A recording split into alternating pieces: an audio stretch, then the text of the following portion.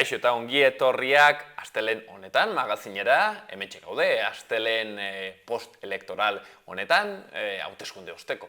Astelehen honetan, maiatzaren 29an lanera gu ere bai, eta gaurkoan ez gara hauteskunde kontu ezariko, baizik eta bertze zerbaitez historiaz hariko gara, izan ere hementxen izanen dugu Navarraldeko arduraduna den Inigo Larramendi, haien azkeneko berrien inguruan solasean, 4 liburu atera dituzte eta horretaz gain, ekainean eta abuztuan jardunaldi ezberdinak ere antolatu dituzte, beraz guzti horretaz jolasteko Inigo izanen dugu. Hemen platoan elkarrizketa patxadatsu lasai bat eginez berarekin. Eta bertzerik gabe, hasiko gara betiko edukiekin. Lehenik eta behin efemerideak. 1453an otomandarrek Konstantinopla hiria bereganatu zuten Bizantziar inperioari amaiera emanez. 1917an John Fitzgerald Kennedy Ameriketako Estatu Batuetako presidentea jaio zen. 1967an Iñaki Otxoa de Olza mendizalea jaio zen Iruñean, Annapurnan hilko zen 2008an. Eta 2010an Dennis Hopper Estatu Batuar aktore eta zinema zuzendari eta ekoizlea Easy Rider edo Blue Velvet pelikulena adibidez hil zen Benizen, Kalifornian. Gozen orain gaurko lerroburu nagusiekin.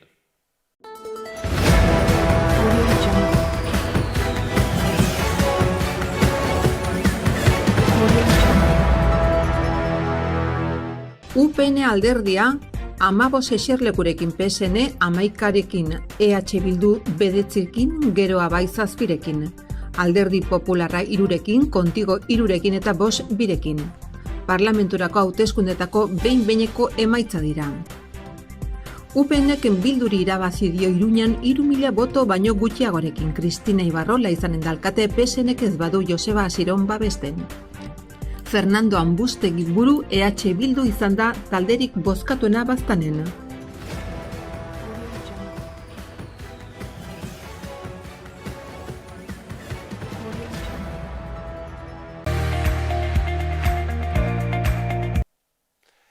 Eta orain, aste honetako agenda kulturala.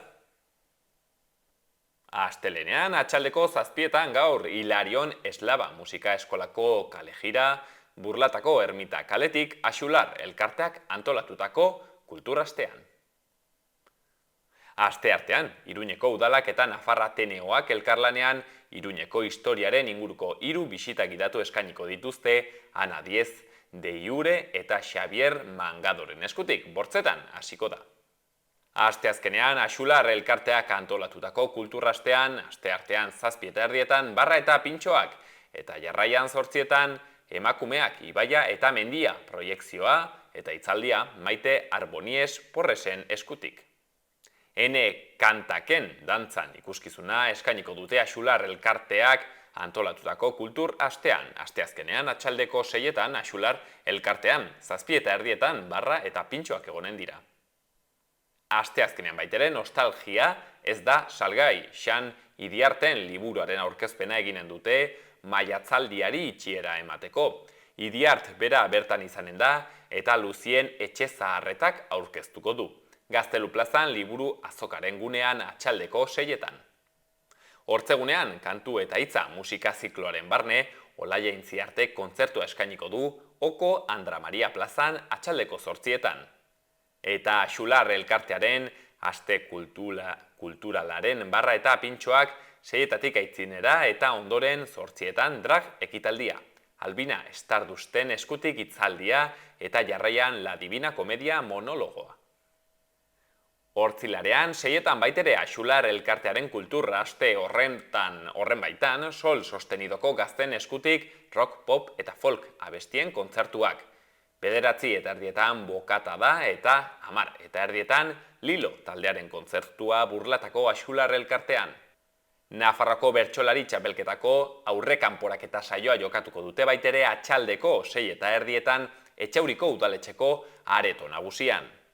Eta sorgin eizari eta sorginkeriari buruzko hausnarketari tarte bat eta une bat emateko asmoz Iruñeko sorginen oroimen taldeak Joainas Paul Arzak, Amaia Nausia, Pi Mulier eta Ander Berrojalbiz Etxeberria ikertzaile eta historialariak biltzen dituen mahai inguru bat antolatu du, atxaldeko 7etan Katakraken.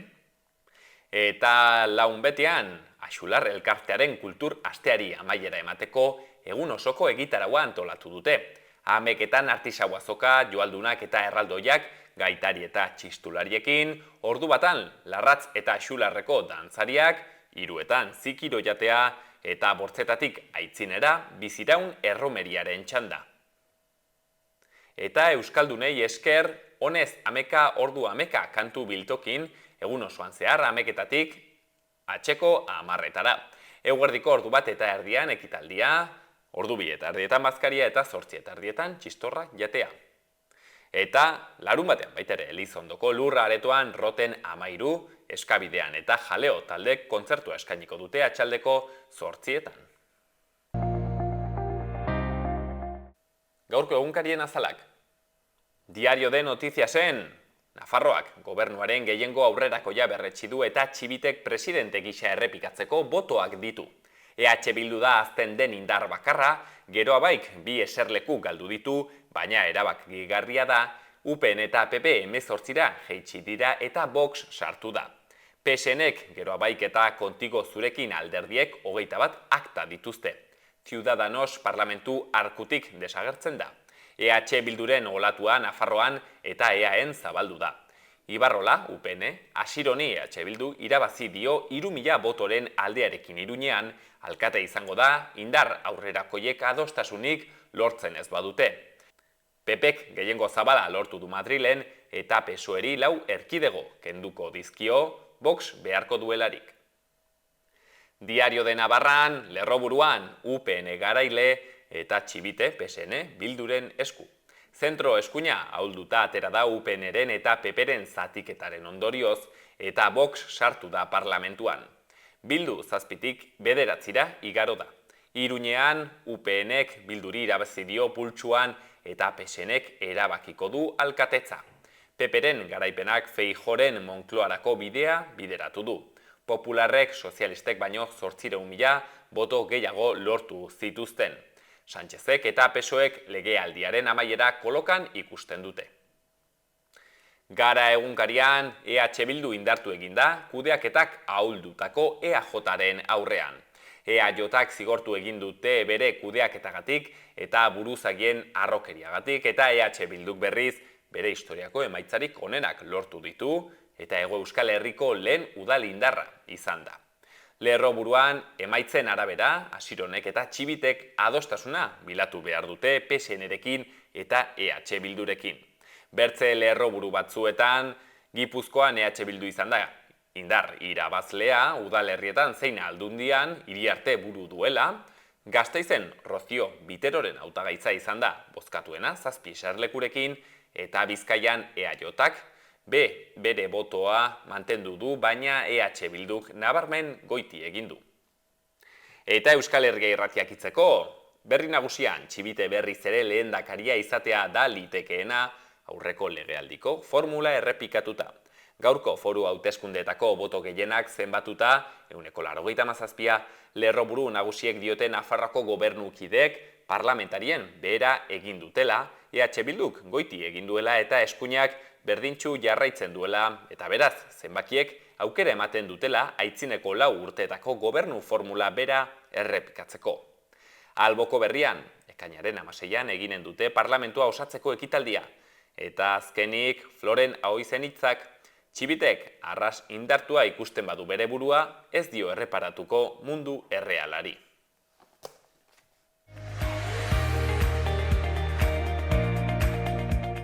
Gaurko eta biharko eguraldia.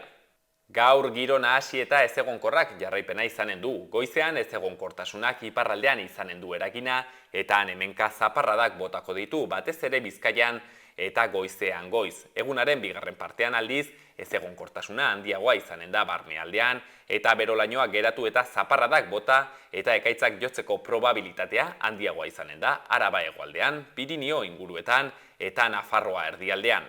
Iparraldean aldiz, atxaldea lasaiagoa izanen da eta ostarte batzuk edeki daitezke. Atxalderako haizea iparraldetik finkatuko da eta temperatura maksimoak 20-25 gradu artekoak izanen dira. Eta bihar atxalde parteko giroa ez egonkortuz joanen da. Goizean hodeiak eta ostarteak tartekatuko dira eta giroa nahikoa lasaia izanen da. Atxaldean ordea bero hodeiak garatuz joanen dira eta hemenka zaparradak bota eta ekaitzak ere jo dezake, probabilitate handiagoarekin Araba hegoaldean, Nafarroa erdialdean eta Pirinioetan. Iparraldeko haizea ibiliko da eta temperatura maksimoak aurreko eguneko balio berdintsuetan geldituko dira, 22-25 gradu artekoak izanen direlarik.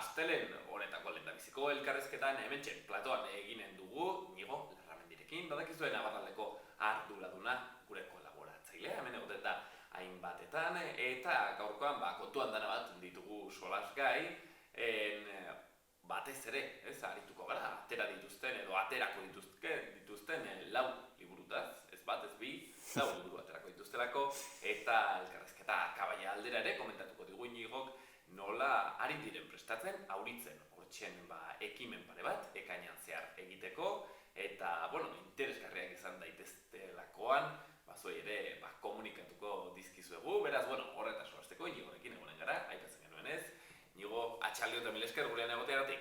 Arratsaldeon eta mila esker zuei, noski. Badago bestondo elektoral zerbait, Iñigo, atzo zerbeza pare bat ikusten hauteskundeak edo? Nire kasuan egia zen da, ez, baina, egon nintzen apur bat. Nik uste normalen hausnarketak egiteko aproposana izaten da ondorengo egunetan, gainera nik uste asko atzo hori, apur bat nazia izan zela pizkantena guztia. Orain nahi zabaltzen da horretan, bigarren urratzan, ez da, hartzo emaitzak eta gero hortik hitzarmenak eta paktuak antolatu beharko dituzte, nik uste eskenatokia, gora pilatzua jarri zaila, baina politikaren zeregina hori da, hortan jokatzea, Iñigo, egiten leheno solazten hemen, kamaratik kanpo nola behiratzen moduzunez, Espainian estatuko mapa, hor badire diferentzia, ez, argi batzuk, ez dakit, ez, nazionalismoarekin guzteko izaten aldutenak, edo ez, nola baitere mapa begiratuta, atera diren emaitzekin, eta, horrek badu historiarekin handiz guzteko, ez, ez dakit, ez da kasualidade, Katalunia eta Euskal Herria izatea ezberdinak gainerako, ez, lurraldeaz, eta horrek badu, ez, bere jatorri, ez, historiko. Bi erreinu hor baziren, eta izu hori mantentzen da, eta, sartu gabe nola baitere Navarrako politikan, baina, horrek ere erran nahi dut, ez, baduela bere hoixen, irakurketa historikoa baitere. Alde batetik, zuk aipatuzu pizkat nazionalismoarena, ez da, momentu hortan, bi gogoeta gigo nituzke, gehiago lusatu gabe. Lehena, momentu honetan ez dago nazionalista ez den lagunik, ez da existitzen. Kontua da, momentu honetan, nagusin guri asko gustatzen zaigu nazionalismo banala, delako hori Michael Billig pentsalari britaniar batek asmatu zuen, eta, nik uste oso ondo deskribatzen duela gaur nola egiten den nazionalismoa. Alegia, jende guztien ni ez naiz nazionalista, ni naiz munduko gitarra eta gauza hauek. Bien, finean gero hor, oinarrian, aipatzen ez baldin bada ere, deno daukagun nortasun bat. Agian nazionalismo baina gero nortasun bat. Eta hori, denok daukagu, ezin gokatu.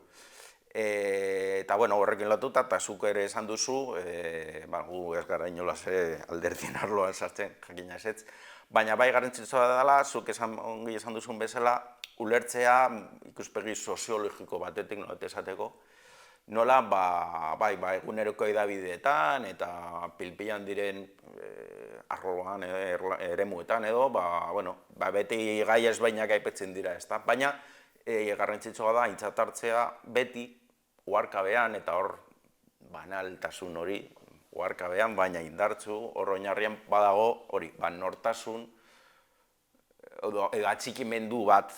Eta atxikimendu horrek zer ikusi zuzena dauka historia batekin. Eta bereziki ez zainbeste historia objektiboarekin, historia bat da, eta beste, baina gure historiakiko dugun harremana beti subjektiboa da.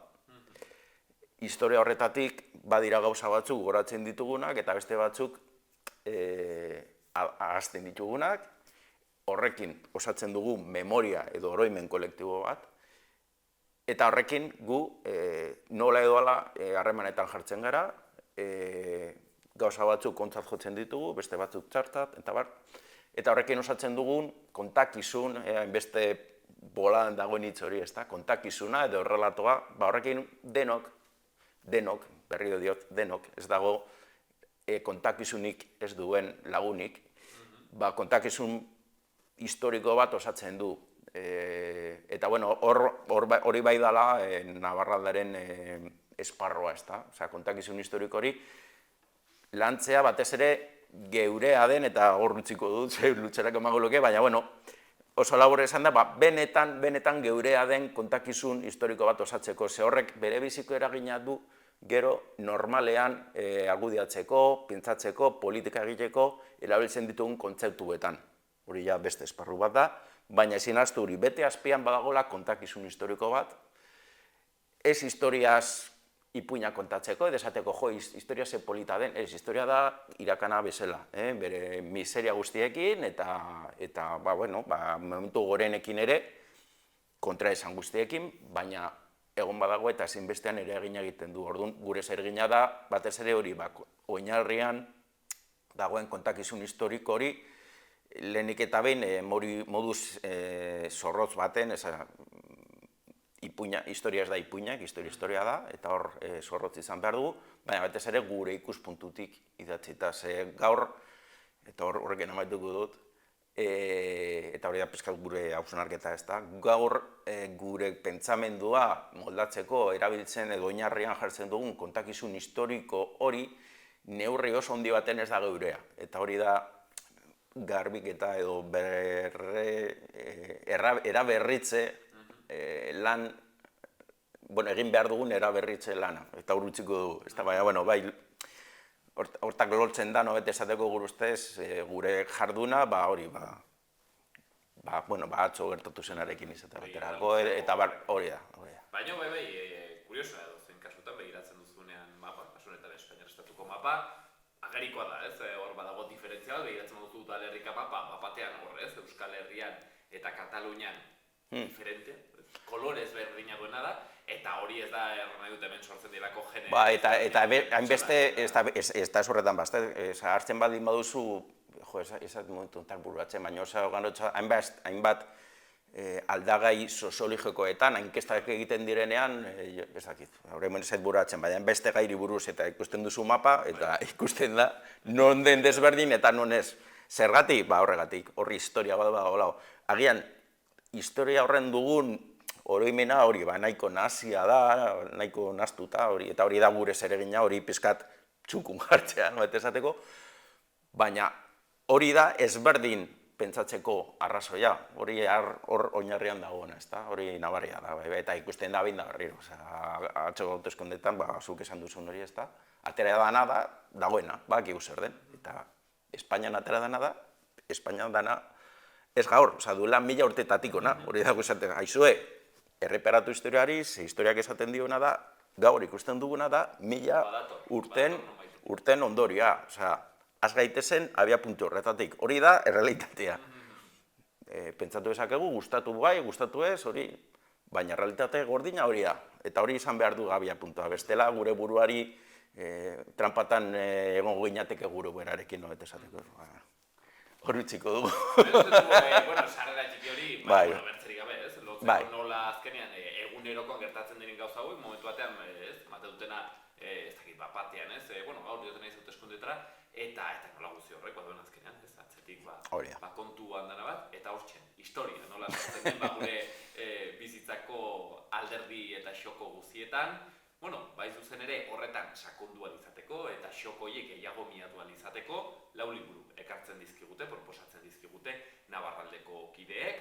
Horietan lehenbizikoa Galeuzka, Inigo, hemen txerratu eskuetan duzuna. Hori da. Momentu honetan da fizikoki hemen daukadan bakarra. komentatu dugun 4 liburuetatik 2 ja atera ditugu, da eskuragarri daude, lehenengo bilak, eta gero urrengo bilak oraindik inprintan daude, baina ziurrenik datorren astean zara edo ja aterako dira, osea, berehala eskuragarri izango dira. Orduan, zuk esan bezala, bueno, lehenengo hau da Galeuska, la periferia contra el páramo du izenburua.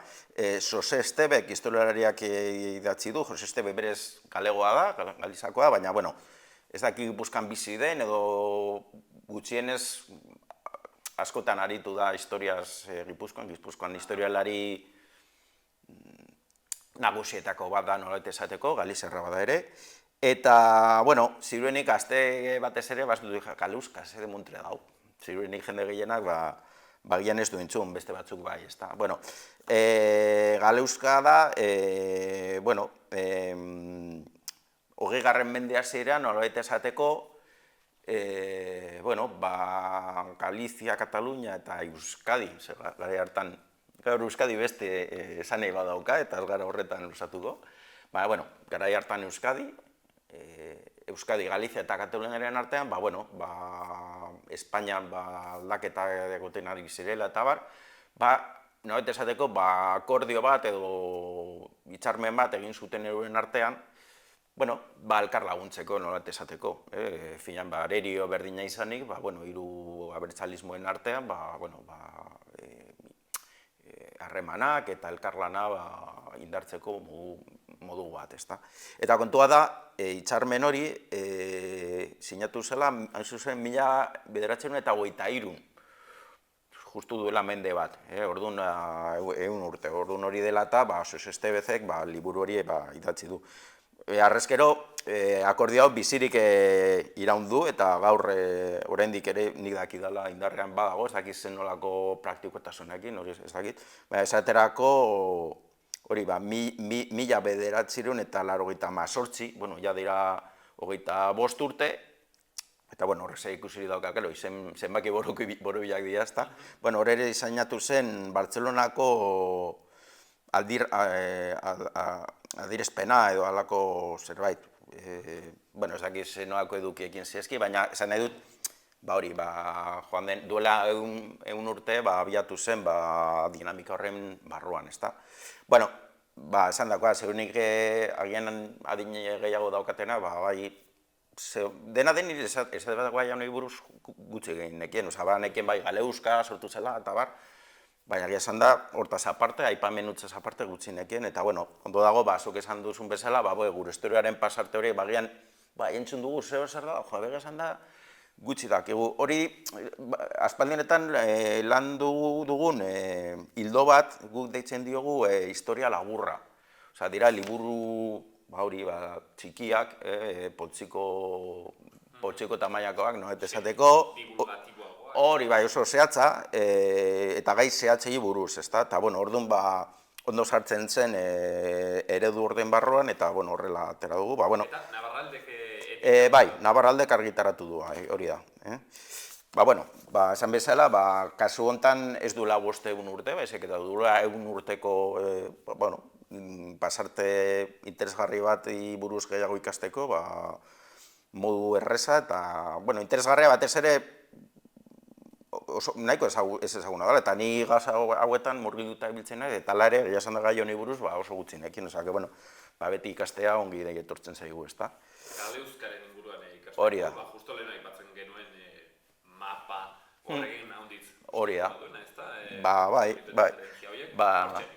Ikusi bestela, gauza hauek ez dira gaurko kontuak, duela 100 urte, beste testuinguru baten, eta, bueno, ziruenik beste paradigma politiko baten barruan, baina, bueno, momentu honetan, aipatu duzun hori, horrela atera zen eta halako erantzuna eman zioten garai hartan, ezta? Akaso, inigo, lehen dabizko gal hori, ez dela kale nabizik eta gal,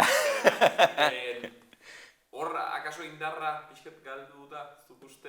Ez dakit nola zegoen leheno, baina akaso Galizia, Galizia nazionalismoa indartsua gozen, orain, lausoagoa edo?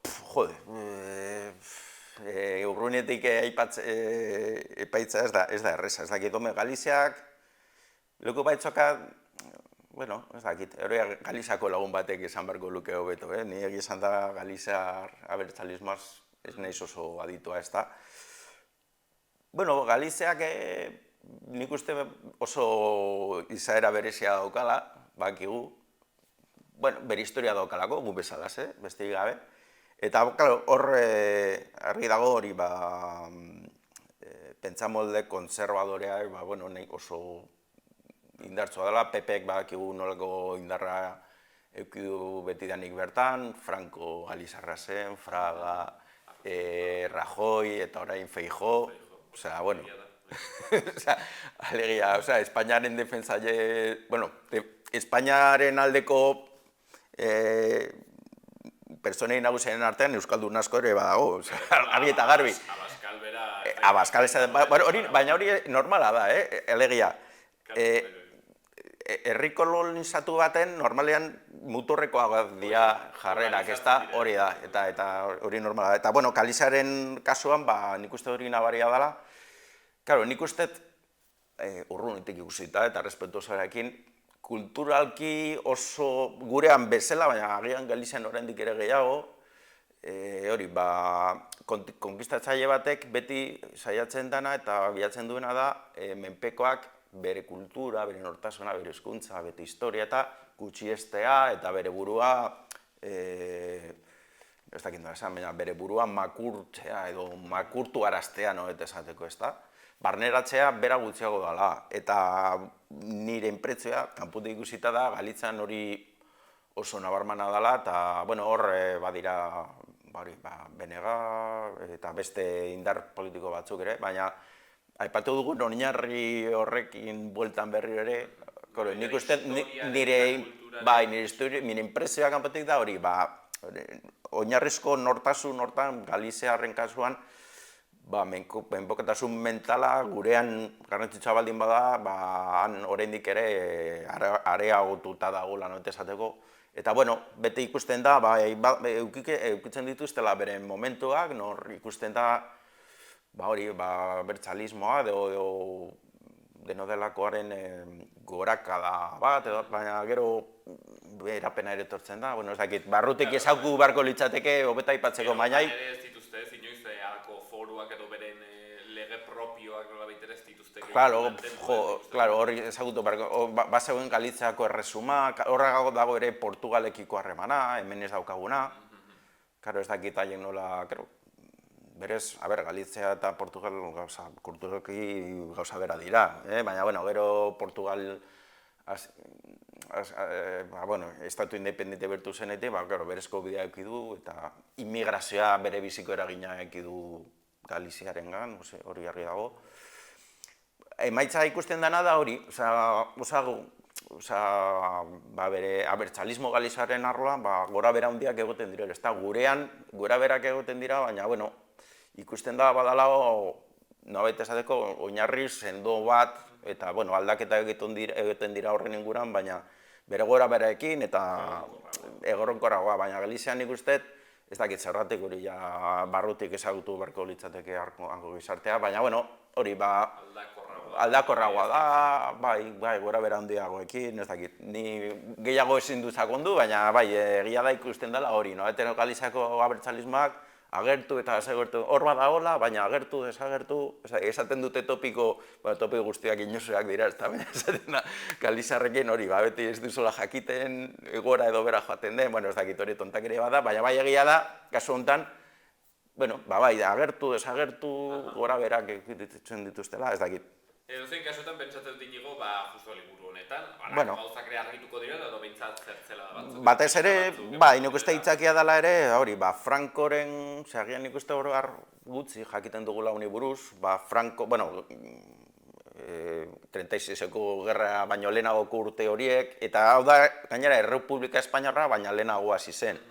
Nik uste garai harri buruz oso gutxi dakigula, eta, horre gurean ere gauza garrantzituak gertu. Momentu enten oso ohikoa zen, Basko Navarro, kontzeptu hori oso normalizatuta zegoen, Karlista den ondoen, oraindik ere geratzen dira, Colegio Basko Navarro de Arkitektos eta alakoak, gehienak hortik datorzen, garai hartakoak. Interesgarria, niretzat guretzat garrantzitsua, edo interesgarriena da agian, garai hartan erabiltzen zen hizkuntzaz edo hizkeraz pizkat hausnartzea, zenolako kontzeptuak erabili zituzten, ze ikusten da pizkat nola gauza batzuk aldatu dira, eta nire ustez guretzat interesgarria da pizkat hori, pizkat ulertzea duela egun urte zenolako paradigma zegoen gurean, eta gaurkoarekin konparatu nolente esateko. Hortxe liburu interesgarri hau, gainera, nola baitere, ez dakite erraixa irakurtzeko, ez?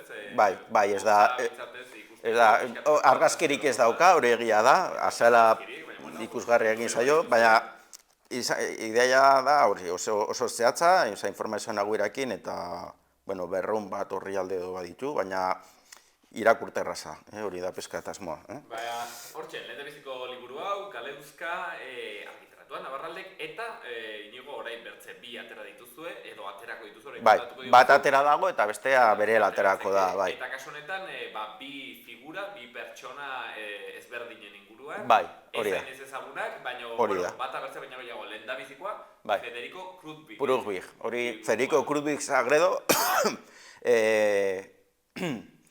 getxotarra zen bera, 1988an uste dute hil zela.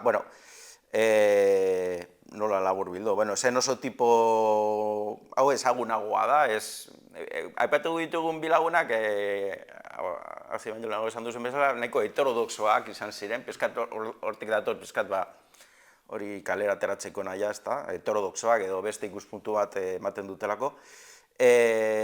Oso tipo jantzia zen, lehenik eta ben grekoraz hitz egiten zuen, eta bere jardunean asko landu zuen greziar kulturaekiko harreman hori, maila intelektual handiko gizon bat, oso bizia bera ere, eta bere bizia gora beratxoa izan zen.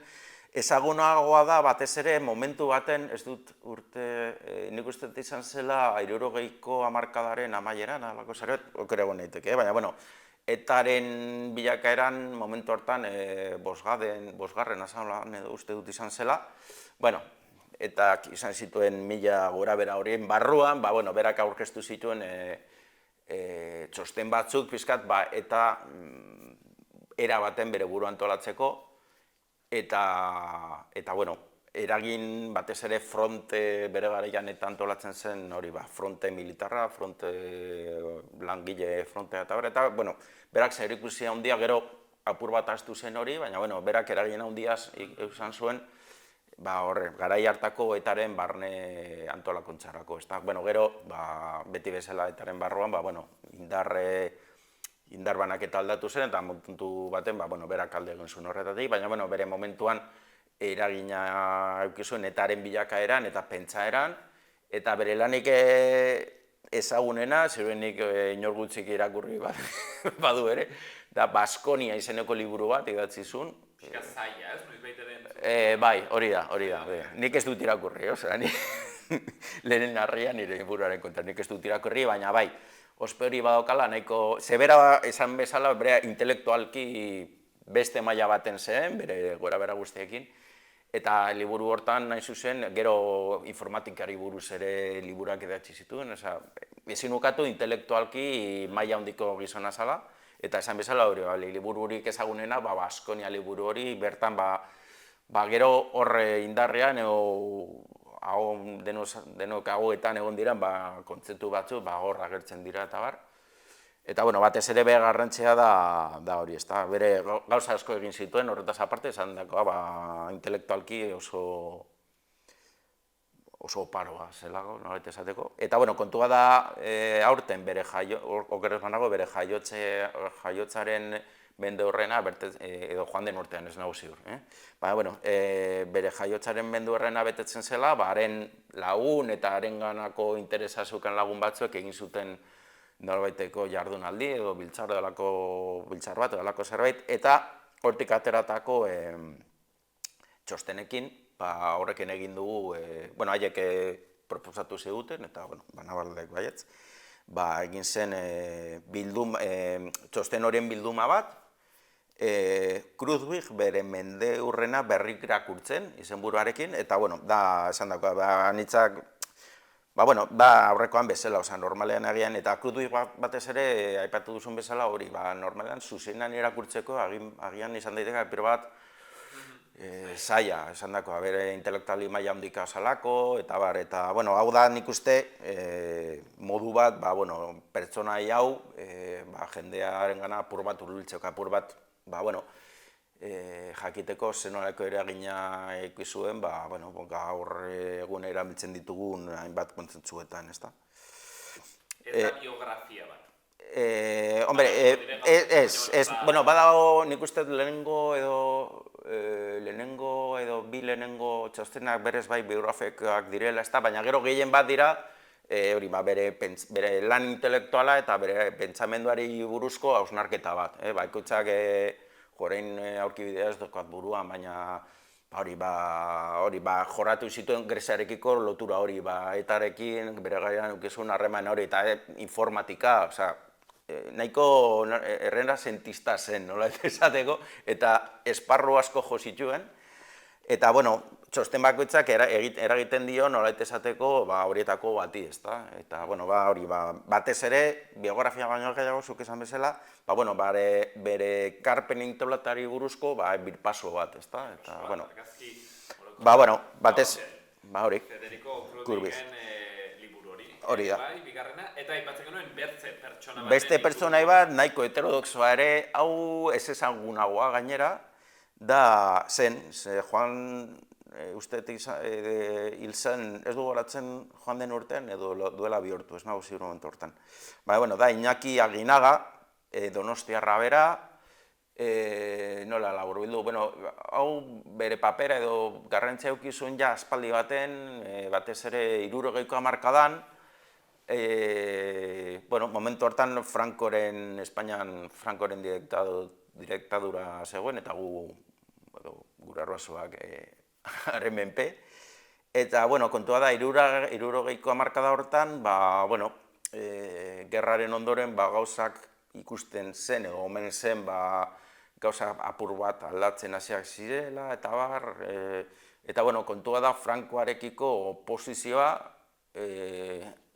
haien artean, gaurko alderdi nagusiak, besteak beste, PNV, PSOE, alderdi komunista, eta beste plataforma batzuk, gero desagertu direna, baina, gaurko PP edo bergaien UCD moduko, hor kontua da indar politiko hori guztia, hasi zirela pizkat eztabaidatzen, Franco hilko eskero edo hilko zenean, zer aterako zen hortik. Eta, lagun honek, Iñaki Aginaga hau, bere garaian, edo garai hartan, ari garai egiten 1982, urte horiek, EAJ-an eta ELAN ere sindikatuan zebilen, kontua da, momentu hortan, eta esateko, eta asko laburbilduz, momentu honetan PNV bere jarrera zen, nolabait esateko, 1986an, Espainiako gerra edo altzamendu militarraren bitartez, hilabete batzutan, Espainiara Errepublikak, zegoen, egoera hortan zegoenez, onartu zuen Euskadiko estatutua delako hori, eta, kontua da, zenbait hilabete, ez duguratzen zaidu, 7 hilabete zen errogor, de facto, Euskadi, zen Bizkaia eta zeltxo bat gehiago, baina, nolabait esateko, hilabete batzutan hor de facto egon zen ia estatu independente bat, de facto. Berak eta beste batzuk defendatzen zutena zen zilegitasun horri atxikitzea eta nolabait esateko edozer gauza zitzegin baino lehenago eskatu edo proposatu, aitortu behar zela, abia puntua zela Euskadi horren independentzia hori nolabait esateko, eta ez, gerora gertatu zen Espainiar transizio horren ere muan edo sartu. Argi dago, EAJ beste hildo bat hartu zuela, eta horregatik bera geratu zen pizkat bastarturik noet esateko, eta berak gerora egin zuen lana izan zen batez ere intelektuala, idatzi, goetan, neko gogorrak eta neko zorrotzak batez ere, finan imperialismoaren ideiaren inguruan, hori zen nik uste bere kontzeptu nagusia. Imperialismoa eta gurean imperialismoak eragiten duen moduaren inguruko hausnarketa eta nahiko... Eta Espainiaren imperialismo. Bai, kasu honetan bai. Mundu barruan ere, berak aztertzen zuen hori mundu osoan gertatzen zen fenomeno bat bezala. Eta horrek nolabait gurean... Hori da, eta gure pentsaera eta gure mentalitatean horrek nola egiten zuen, eta nahiko ikuspegi kritiko bat ikuzuela, eta horregatik, ohiko alderdietan ez zuen aparteko jartzunik izan, baina bere bidea izan zuen, minoregi txikia nolabait esateko, ez zuen oi hartzun handirik izan, baina bai bere lana hor geratu dela, idatzita, izan bezala nahiko zorrotza, eta, esan bezalakoa, beste izenbura, ez dut dela aipatu, Navarraldeko kidea den Luis María Martínez Garatek idatzi du, eta gazteleraz, aurrekoak udugena gehienak euskeraz, ez dakit denak, baina gehienak gutxienez bai euskeraz daudela. Kasu honetan, erderaz idatzita dago liburu hau, Iñaki Aginaga, El hombre que pensó la nación. Hau ez dute, inprentatik ez dela atera ez denez, ez dute hausnartzeko hausnartzeko aukerarik izan, baina bai daukala hori perfil aldetik biografikoa eta baita ere bere pentsaeraren inguruan hausnarketa bat. Esan dako, normalan oso ezagunak ez diren, bi pentsalari kritiko edo heterodoxo horiek mahai gainean jartzea, eta norberak hortik nahi duena atera dezala. Beste ikuspegiak ere aintzat arditzan, ezta? Nolabait ere, bi liburu horiek, baita ere bi pertsona, bi figura intelektualen inguruan, Krupnik eta Aginaga, eta azkeneko liburu bat ere atera duzue, baita ere hauek zuek egindako jardunaldi batzuen emaitza, kasu honetan, zuzenbide Pirinierraino. Hori da, honek aurreko hirurak nolabait esateko historikoagoak dira, nolabait esateko.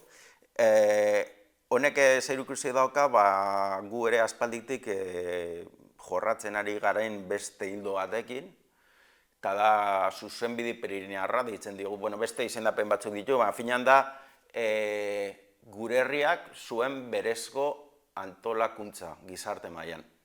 Agian jende askoria saltasari da. Guk genukan, historian zehar, bere gora-bera guztiekin, Euskaldunok eduki dugu geure sistema politiko-ekonomikoa. Sistema horrek bazeuzkan hiru zutabe nagusi, zela batzarra, erakunde politiko bezala, udalak sortu ziren 1830 inguru hortan.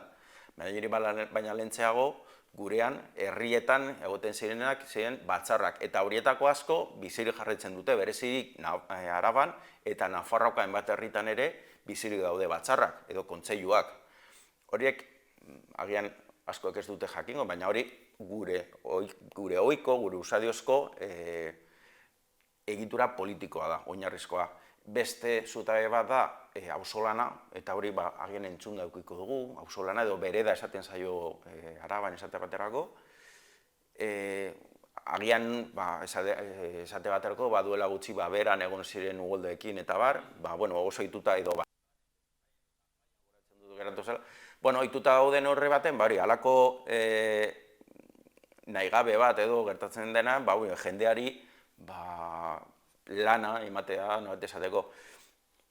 Momentuetan nahiko irudi murriztua daukagu horri buruz, oso lotuta gertakari latz hori inguruan, elkarlaguntzeko, edo zute bat dagoelako, eta baina bere jatorrian, eta leku batzotan edo hor bizirik dago, ez aspaldian zeukan indarrakin, baina bizirik dago, hori bazen egin behar bat, alegia, legez jasotako hiritarrek edo auzokoek, esan da, egin behar zuten ekarpen sozial bat.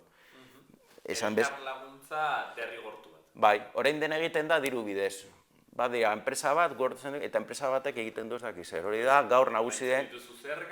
Hori da, baina hori da modernoa, hori nagusitu da, nik esan guen, azkeneko 100-200 urte, baina historikoki hori ez da horrela egin. Gauza gehienak egin izan dira, auzolanean. Eta ez, hori, ez modu benefiko, ez dakit zer baten, ez, egin beharreko bat, bazelako auzokoentzat. Eta Horien, aitua dut ere bai, Inigo, adibidez, toki batzuetan Euskal Herrian, puxkak ematea, bakizu zerria hiltzen zenean baserrian, puxkak ematea, ez nahiz ausartuko erraten, legezkoa zela, osea, nolabait ere derrigorrezkoa, baina, osea, etzen zerbait nolabait ere opari batzena, baizik eta kasi derrigorrezko zerbait, ez? Adibidez hori, ez? Emate hori. Bai, gure herrian hainbat tokitan bizirik diraute honekin lotutako ohiturak eta bar, ez da, kontua da gian apur bat galdu izan duguna, da hori, horren atzean dagoen sistema global horren ikuskera. Osa, ikusten dugu agian apur bat, bai, tradizio, geratzen dut, tradizio bitxikeri moduan, baina atzean daukana da askoz indartsuagoa. Orduan, aipatu ditugu batzarrak, aipatu ditugu auzolana, eta gero komunala, alegia.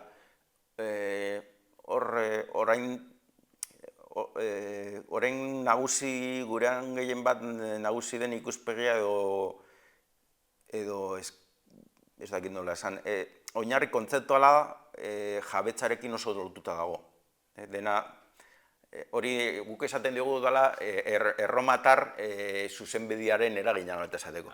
Gure bizimodua antolatzeko zuzenbide bat daukagu, eta gaur daukagun horrekin eragin ezberdinak direla, eta horietako nagusi bat da zuzenbide erromatarra, eta zuzenbide erromatar horren adierazle edo ezaugarri nabarmen bat da jabetzaren garrantzia. Osa, denak eduki behar du jabetza bat. Edo pribatu edo publiko. Edo publiko, baina jabe bat dauka. Gure arbasoek beste ikuspegi bat zeukaten. Haientzat lurra, garai hartan ekonomia eta beraztasunak lurretik etortzen ziren gehien bat, lurra ez zen inonena. Lurra ezin zen salerosi, ezin zen zatikatu, eta kontua da lur hori bazela, lur horretatik ateratzen zela ondarea jateko eta bizitzeko behar zen guztia. Orduan, jabetzaren inguruan beste ikuspuntu bat ere bazegoen, ez da? Eta, bueno... Pentsatzen Inigo, adibidez izan entzela, ez dela berdina erratea hau ez da gurea, ez da inorena, edo erratea hau komunitarioa da, herri lurra da. Ez da segurazki berdina, zeren pentsatzen dut, ez? Kontzepzio erromatar honetan gurea da herritarrena, ez? Beraz, jabetza partekatua, baina gurea da. Beraz, nahi badugu, agian arrobi bat horregin, aurrera, baina igual, ez? Euskaldunek zuten kontzepzio horretan, barkatu ezin duzu lurre hori xiatu, ezin duzu hor arrobi bat egin, zeren guk erabiltzen dugu, baina ez da gurea. Hori da. Gauza, bai, eta gainera, nik uste merezi duela aipatzea nola ikuskera hori, nolabait esateko, nahiko modernoa dela, aintzatatzen baditugu nola gaur pirpilan daukagu gaia hori, inguru giroan nola modu errespetutsu baten edo begirunez nola jokatu. Bueno, finan hori zen, gure arbasoek bazekiten, beren bizitza, beren etorkizuna naturaren menpe zegoela. Orain gertatu dela, iraultza industrialarekin eta kapitalismoak berez daraman ikuspegiarekin buelta eman diogula hori eta gizakia jarri dugu naturaren gainetik. Orain ari gara ikasten horrek dauzkan ondorioak, ezta? Eta orain oso bizirik dago horren inguruko eztabaida, ezta? Nola bizimodu orekatsua edo antolatu, gizartean nola antolatu, naturarekiko edo inguruarekiko harreman orekatua egon dadin, eta ezta? Gaur pirpilan dagoen gaia bada, eta hori gure arbasoek, ez dugu ez errasmatu behar, gure arbasoek bazekiten, eta horregatik zeukaten ikuspegi. Haiek bazekiten beren bizitza horren menpekoa zala. Orduan, errespetatu eta gorde behar zutela natura hori. Hori da horren atzoan dagoena bestak beste. Horregatik da garrantzitsua, hori zuzunbide pirena horri, pizkat berriro ere ezagutzea eta aintzat hartzea, ez delako, ez dakit, aspaldiko gauza nostalgiko bat. Haren ezaugarri asko oso erabilgarriak dira gaur mahai gainean ditugun erronketarako. Izan ere, orain ez dut burutan zein den autorea, baina bakit Nobel Sari Ekonomiakoa jaso duela emakume batek eta Arendt edo, Bai. Beraz, nahiko kontu moderno dela, justo Iñigok aipatzen zuen, gainera ikuspegi horrekin ez jasangarritasunarena, zein den modu honenak kudeatzeko lur horiek, eta baztanen gainera gurean bereziki garrantzia duenez, lurraren ehuneko 80. Bai, baztan oso adibide interesgarria da, bai.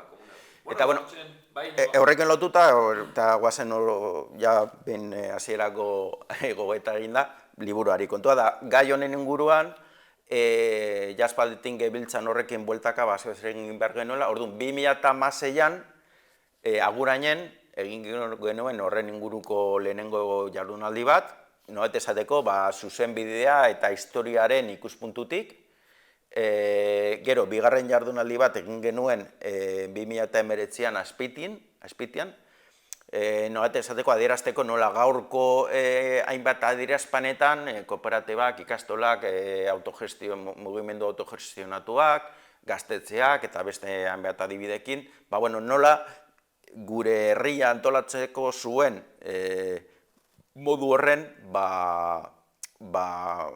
adibide asko daude oraindik gurean, bizirik. Ez da iraganeko gauza bat, baizik eta gaur hainbat adierazpenetan bizirik dagoen errealitate bat. Eta hirugarren joan den urtean,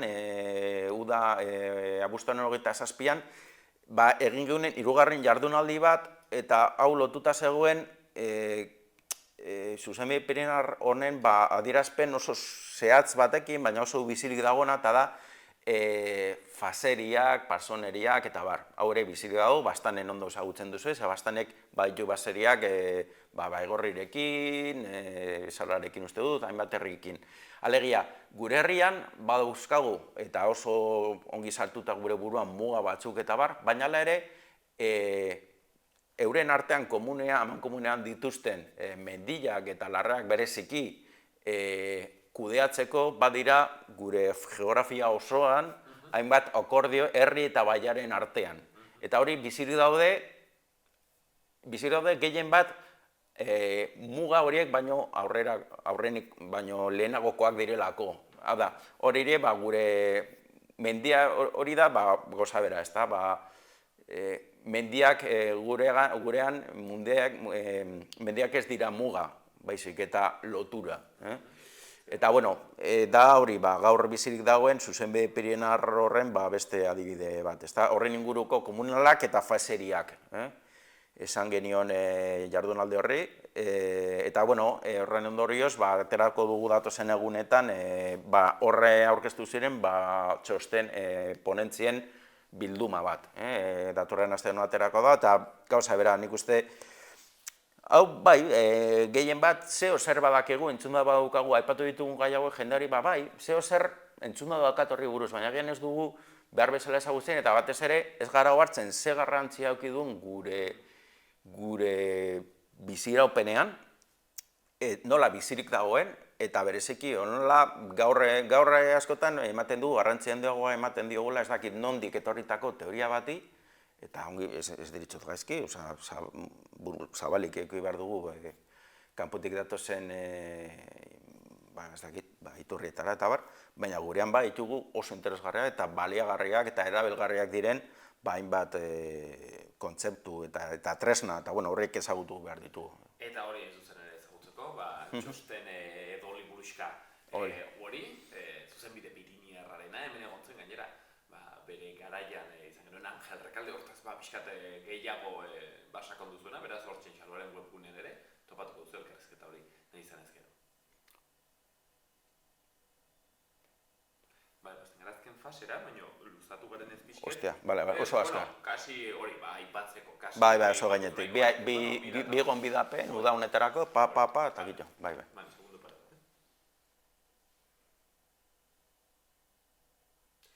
Iñigo, eta liburu hauetaz gain, ere, aipatuko dugu, badirela hor bi data, gutxi gora bera, auritzen, egingo dituzuen, bi ekimenentzat, kote guzu pixkat.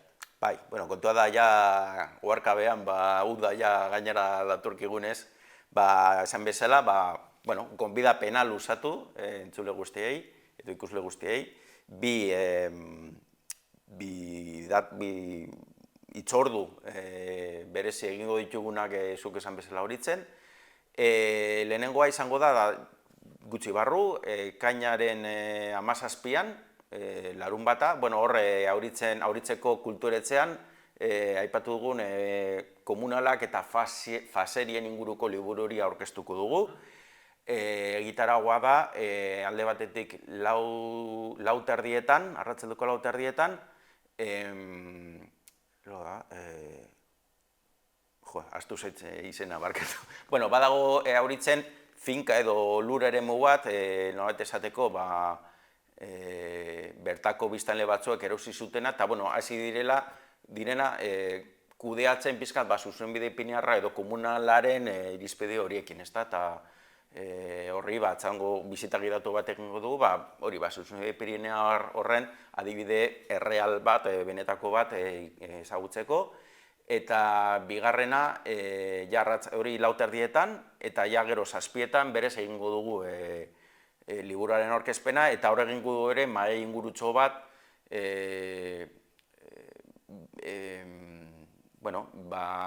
herrien ustutzea demografia aldetik eta zuzenbide ipiniarra, pizkat hori lotuz, nola zuzenbide ipiniarra, tresna erabilgarria izan daiteke, arazo gurean hain bizirik dagoen arazo honi aurre egiteko, ezta? Horren inguru mai inguru. Orduan, lehenengoa esan beta, ekainak 17, larun bata, bisita gidatu lauterdietan, eta gero 7etan liburu aurkezpena eta mai ingurua. Hori lehenengo hitzordua. Eta bigarren bat ere bai, ekainak akabaialdera. Bigarrena ja abuztuan. Abuztuan. Osea, orain aipatu duguna, errazagoa da, baina, ja gainean daukagu, ekainaren 17an, urrengoa izango daia abuztu amaieran, geratzen doaren, baina, gero no badakigu gertatzen zaigu udan, hor badaukagu ordenazten zaigu, eta, gutxoenez jakin desan, oso hitzordu nire ustez oso interesgarra ikiko duela, batez ere, uda amaiera, txango bat egiteko aitzaki ezin hobea, ezta? Egongo da, aste kultural bat, esan bezala auritzen, abuztuaren 19etik, abuztuaren 26ra, bi larun bata dira, eta, lehenengoan, larun bata abuztuaren 19ean, larun batean, horrengo da, alde batetik, Xabier Irujoren hitzaldi bat, dena kulturetzean, bide batez, auritzeko kulturetzean. 19ean, arratsaldean, Xabier Irujoren hitzaldia egongo da, aipatu dugun aurreko elkarrizketa batzuetan, nola datorren urtean, 1200 urte beteko dira, 824 bataren ondorioan, Iruñeko erresuma eratu zela, beraz gure independentziaren, Euskaldunon, Nafarroan puntua hori egon zala, eta horrekin lotuta, esan bezala, 19ean, horren inguruko lehenengo hitzaldi bat emango du Xabier Irujo, eta horren ondoren, kontzertu bat egongo da, musika ere. Osa, ez da dena ponentzia eta txapa izango, baizik eta, ustatu nahi ditugu, gaia edo gai mamitsuak eta gero ere aisialdiko ekimena. Hori 19ean, hori da. Astean zehar, ikusgarri egongo da, auritzen prestatzen ari garan erakusketa bat, horren inguruan, 17 edo 18 paneletan edo, hor ikasei behar dana, nahi duenak ikasteko. Aste horretan zean, oporretan dagoena, nahi baldin badu auritzen edo Ibañetan inguruan ibili, aitzaki hona da, hortik pasatzeko eta apur bat ikasteko. Eta, aste hori amaiera emateko, ondorengo larun batean, 26an, hor bi ekitaldi egongo dira, goizean esan bezala ekitaldi mamitsua, hitzaldi batzuk emango ditugu, hori, 824 zehaztek ditugu horrendi, baina, 824ko mugarri honi buruzko hitzaldi edo lau ez dakite hitzaldi botako ditugu, esan bezala honetaz guztiaz gehiago ikasteko, eta gero, bazkal ostean, antzerki lan bat, antzes lan bat ikusgai egongo da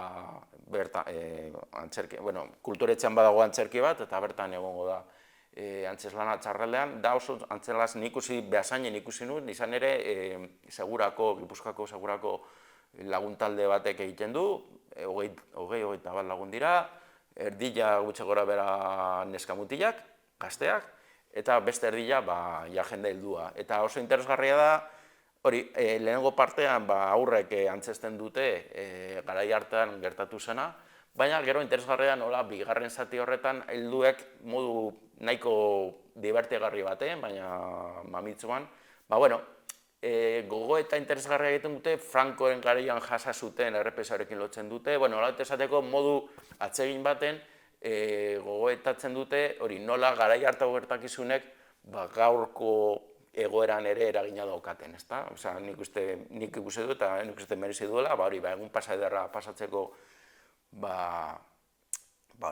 paisaia eta leku eder horietan, ezta? Eta, bide batez, apur bat ikasteko, eta gero arratsaldean, esan bezala, ordu eta erdi inguruko, denbora pasa interesgarri bat pasatzeko. Osea, horre denbora geratzen da oraindik, baina,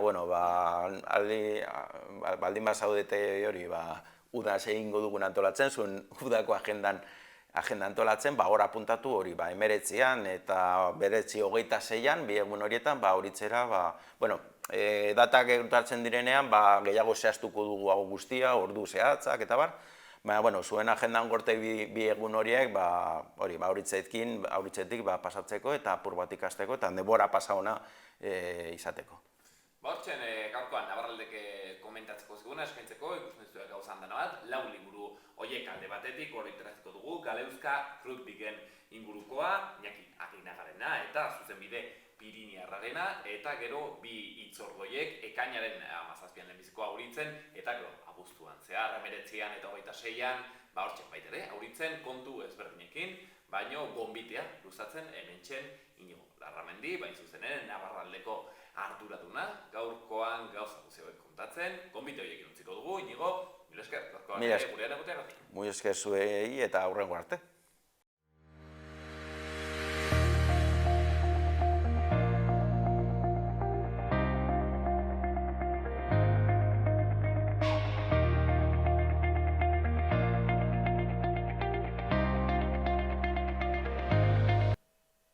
Bauxen gaurko astelen honetan eskaintzeko genuena, bihar ere asteartean hemen izanen gaituzue, beraz, astelen ona pasatu. Gobierno de Navarra. Nafarroako gobernua.